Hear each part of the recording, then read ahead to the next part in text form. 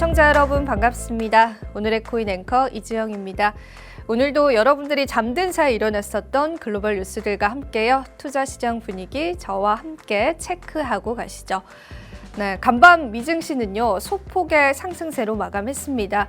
전 거래일의 하락폭을 만회하지는 못하는 수준이었고요. 보다 자세한 사항은 지표로 한번 만나보도록 하겠습니다. 뉴욕 3대 지수부터 살펴보겠습니다. 다우존스가 0.1%가량의 상승세로 마쳤고요. 나스닥 지수 역시도 0.7%가량의 상승세로 마감했습니다.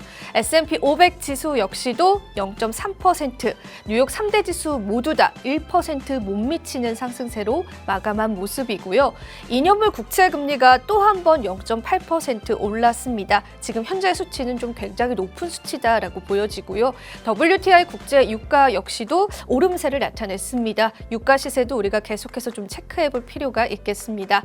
역시나 골드는 연일 하락세를 나타내고 있습니다. 현재는 1,700달러 선도 위태한 모습으로 보여집니다. 자, 이어서 비트코인 시세도 한번 체크해 보도록 하겠습니다. 암호화폐 시세 살펴보시죠. 자, 비트코인 역시나 2만 달러 선 간신히 지켜주고 있어서 현재는 2만 200달러 선에서 거래되고 있는 모습이고요. 이더리움은 머지 업그레이드를 앞두고 소폭의 상승세를 나타냈습니다. 현재는 1,649달러 선에서 거래되고 있습니다. 알트코인 시세들도 한번 살펴봐야겠죠. 리플 같은 경우에는 현재 0.34달러에서 거래 중이고요. 에이다 코인 역시도 약보합 상태를 나타내고 있습니다. 솔라나 역시도 마이너스 0.18%의 상당히 약보합 상태를 나타내고 있고요. 24시간 기준으로 암호화폐 시장들은 그래도 어느 정도 소폭의 반등세를 나타내줬습니다. 계속해서 관련 흐름들 체크해 보겠습니다. 자, 이어서 오늘의 이슈도 한번 체크해 보겠습니다. 오늘 첫 번째 이슈부터 살펴보시죠. 비트코인 대 글로벌 부와 수익률은? 네. 비트코인과 글로벌 부의 수익률을 한번 체크해 보도록 하겠습니다. 한 가지의 또 데이터 자료를 가지고 나왔는데요. 이 비트코인의 시가총액이 전 세계 부의 불과 0.1%에 불과하다라는 보도가 있었습니다. 핀볼드에서 이러한 보도를 내세웠는데 비트코인으로 각종 자산을 추적하는 비트코인 21에서 9월 14일 검색한 자료에 따르면은 현재 비트코인의 시가총액은 전 세계 부의 0.1%에 불과하다라는 분석이 나왔습니다. 지금 표에도 보이실 텐데요. 글로벌 부와 또 비트코인의 현재 시가총액을 비교해 보니까 0.1% 수준에 불과하다라는 분석을 내놓았습니다. 구체적으로 자료를 조금 종합을 해보자면은 현재 글로벌 부는 418조에 달합니다. 하지만 비트코인의 시가총액은 3,900억 달러에 달하기 때문에 그에 비해서 비트코인 굉장히 작은 수준에 머물러 있다라고 볼 수가 있겠습니다. 하지만 여기서 다가 아니죠. 미국의 본사를 둔 시중은행과 비교를 하면은 비트코인의 시가총액이 미국 시중은행에 비해서는 1.7%에 불과하다라고 분석을 했고요. 또 핀볼드의 ROI 툴에 따르면 비트코인은 현재는 굉장히 이런 변동성과 매도세에도 불구하고요. 5개 주요 은행의 주식을 포함한 수익률을 비교를 해보니까 이 비트코인의 수익률이 무려 굉장히 높은 수치로 검색이 됐다라는 겁니다.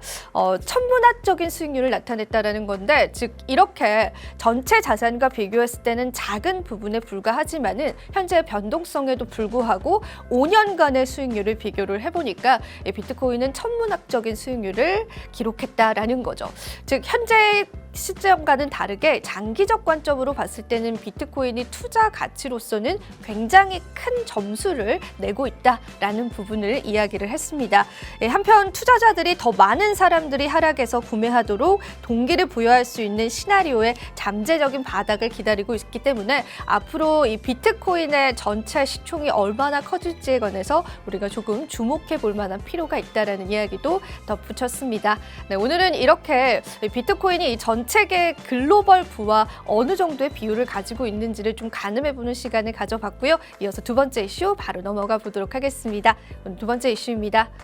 테더 CTO, 이더리움, 비트코인 상대 안 돼. 네, 암호화폐 시장에 관심이 집중된 머지 업그레이드를 앞두고요.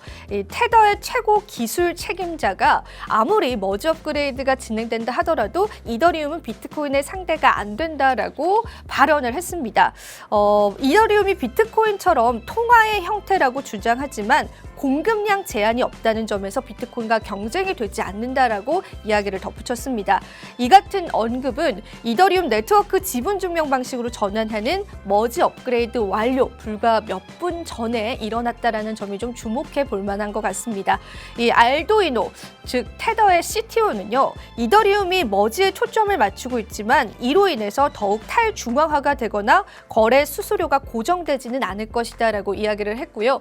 이렇게 어느 정도 자산 가치가 고정되어 있는 비트코인을 이더리움은 뛰어넘을 수 없다라는 이야기까지도 분석했습니다. 이더리움 머지를 앞두고 다양한 분석가들의 의견이 현재 공존하고 있습니다. 이제 코앞으로 완료 단계가 다가왔는데요. 앞으로 어떤 흐름 이어갈지 저희가 계속 체크해 보겠습니다. 이어서 오늘 마지막 이슈 살펴보겠습니다. 세 번째 이슈입니다. 네, 루나 권도영 대표, 인터폴 적색 수배 계획. 네, 오랜만에 루나 권도영 대표의 이야기를 한번 가지고 와봤습니다. 루나 코인을 개발한 테라폼레스 권도영 최고 경영자에게 드디어 체포영장이 발부됐다라고 합니다.